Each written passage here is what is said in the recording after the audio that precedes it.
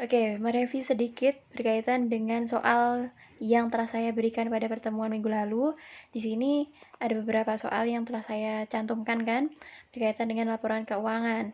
Nah, untuk soal nomor satu, itu kan berkaitan dengan prinsip-prinsip dari laporan keuangan.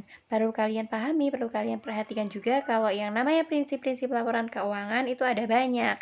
Ada yang namanya laporan keuangan pun juga harus memiliki daya banding, terus bisa diuji, terus lengkap, netral, terus apa lagi ya, relevan dan lain sebagainya. Nah, kalau misalkan di sini disebutkan pada soal, salah satu prinsip laporan keuangan adalah tidak boleh tergantung pada kebutuhan dan kemauan pihak tertentu. Tidak boleh tergantung pada kebutuhan dari pihak tertentu. Nah, itu kan berarti netral, tidak memihak kan? Berarti jawaban nomor 1 adalah D. Terus, gimana dengan jawaban yang lainnya? Kalau misalkan untuk memiliki daya banding, itu harus ada yang dibandingkan kan, misalkan ada laporan A dan juga ada laporan B, itu harus disinkronkan, harus dibandingkan apakah memang sesuai, seperti itu. Terus kalau untuk opsi jawaban B yang relevan, itu maksudnya relevan itu seperti apa? Jadi yang namanya laporan keuangan itu harus benar-benar sesuai dengan kondisi atau dengan transaksi yang dilakukan oleh suatu perusahaan, seperti itu.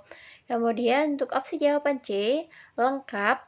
Nah, yang namanya laporan keuangan itu harus lengkap. Maksudnya, ya kalau misalkan transaksinya berkaitan dengan beban, ya dituliskannya beban, beban apa, beban gaji kah, beban sewa kah, dan lain sebagainya. Terus jumlahnya berapa, itu pun juga harus sesuai dengan transaksinya. Terus kalau misalkan melibatkan utang, utangnya pun juga harus dicantumkan, seperti itu. Kemudian nah, kalau misalkan untuk opsi jawaban lengkap ini, kalian kemarin sudah mengerjakan soal berkaitan dengan laporan keuangan dan lain sebagainya kan, laporan laba rugi misalkan, laporan perubahan modal seperti itu.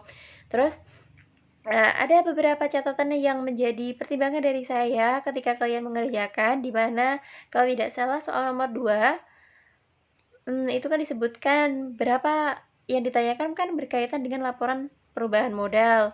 Nah, sebelum kalian menginjak pada laporan perubahan modal, itu kalian harus mengetahui terlebih dahulu laporan laba ruginya. Kalian sebenarnya harus tetap menuliskan laporan laba ruginya, seperti itu. Itu yang dimaksud dengan lengkap.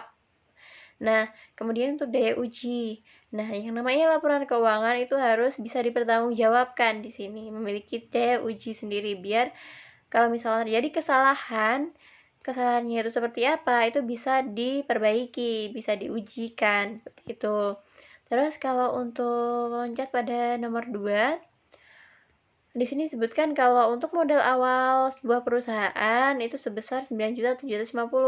Terus ada pengambilan pribadi atau prive itu sebesar 450.